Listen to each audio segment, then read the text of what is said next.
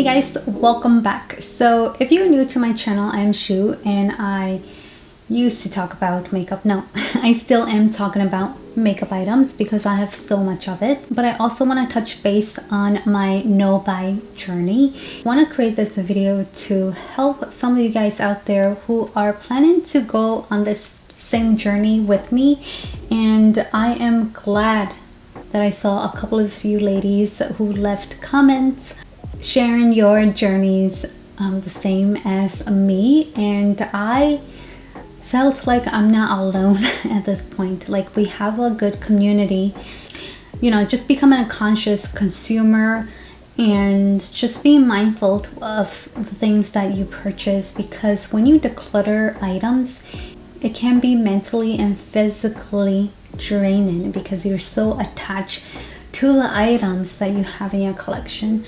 And I want to do more declutter videos on my channel, but I feel like I'm not there yet. Like, I still organize my stuff, and organizing is not decluttering, but I'm looking through my items and I'm like, which ones do I need and I don't need?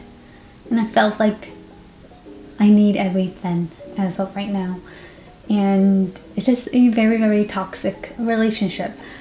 Again, I am deciding to go on a no-buy makeup journey, and I want to emphasize makeup because I feel like that's where my problem lies the most. I feel like I don't really care for other things like skincare or clothes or anything like that, but when it comes to makeup, I'm so weak.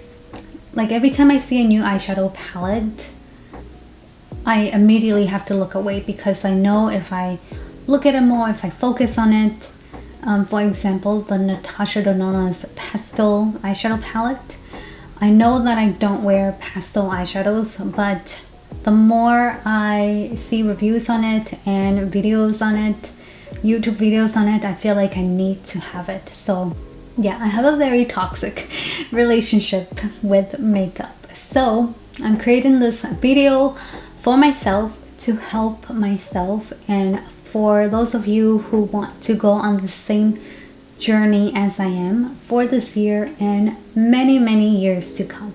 So I have listed out 5 reasons on if you should be going on a makeup no-buy. So number 1, noticing a growth on your makeup collection. For me personally, I know for a fact that I haven't hit pan on any of my eyeshadow palettes, and that's a huge sign for me to stop purchasing new eyeshadow palettes especially. And I feel like it goes the same for my blushes. I tend not to hit pan on eyeshadow palettes, single eyeshadows, blushers, highlighters. I use very tiny bits of them, so I never go through them. But what I go through is definitely mascara, bronzer. I love to contour my face, some lipsticks. I've gone through a couple of tubes, and eyeliner. I go through a lot of that, and also of course my brows. So I'm noticing that I am dwindling down on the things that I use every single day, but eyeshadow palettes, I keep bringing them in. I haven't hit pan on them. So yeah, so that's when I realized that. So for me specifically, I shouldn't be buying any more eyeshadow palettes, period, and blushers. So number 2, being exposed to new makeup releases in a really large sum. Do you find yourself scrolling on Instagram, especially trend moods? Is that what it's called? A trend moods page?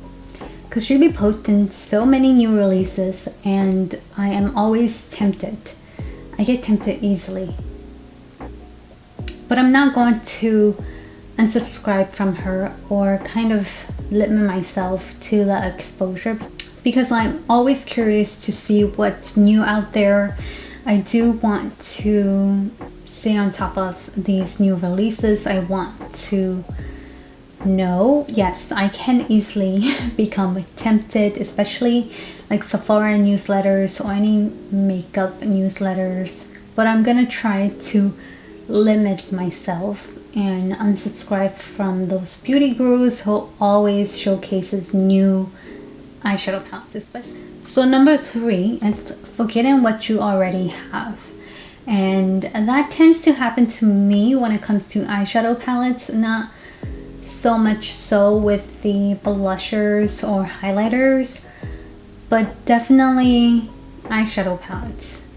I feel like I bought so many. I have like over 100 eyeshadow palettes, so of course I won't remember exactly what I have, and I don't usually buy duplicate items because I'm fully aware of the things that I bring into my collection. I am very selective when it comes to that, but if you're the type of person who likes to buy duplicates of things, double of everything, so to solve this issue, I will advise that you keep an inventory and to stop buying more than what you need, if that makes sense. So number 4, makeup items, still brand new and untouched. And I have so many eyeshadow palettes that are sitting in my drawer looking pretty and they are completely untouched.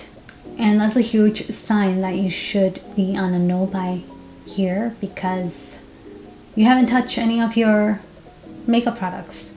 What is the point of bringing in new makeup items when you haven't even touched the one that you already purchased with your hard-earned money? So I feel like this is a huge one for me, especially when it comes to eyeshadow palettes. Yet again, I shouldn't be bringing in any new makeup palettes, especially because I haven't touched the ones I already have. So the last point is constantly thinking about completing your collection. And this really resonates with me because I used to collect lipsticks. I was obsessed with lipsticks. I have collected so many MAC lipsticks and they have expired on me. So I didn't throw them out because MAC has a really good reward system where you bring back like 6 items and then you get to choose a free item. I don't know if they're still doing that, but I really like their system. So I got out of that lipstick collecting phase and now I'm onto the next category, which are eyeshadow palettes. And I really thought about completing my Pat McGrath eyeshadow palettes collection. Now that I have it, I'm not mad at all because I'm using all of her eyeshadow palettes, thankfully. But this is a huge one for collectors out there because makeup expires, and it's not like stamps or Pokemon cards where you can resell it and it's paper. I don't think that it's harmful for your skin or anything like that, but completing your collection is a huge one for me and it resonates with me to a whole nother level. But if any of these things resonates with you, I believe that you should be on a makeup no buy for sure. Even if you can resonate with 1 or 2 points, you should still be on a makeup no buy. So that's basically the reasons that I have listed for personally for myself to get on this no buy makeup journey. Let me know in the comments down below, what are your reasons why you're doing this whole makeup no buy thing. I would love to know. Anyways, thanks again for watching and I'll see you guys in my next video. Bye.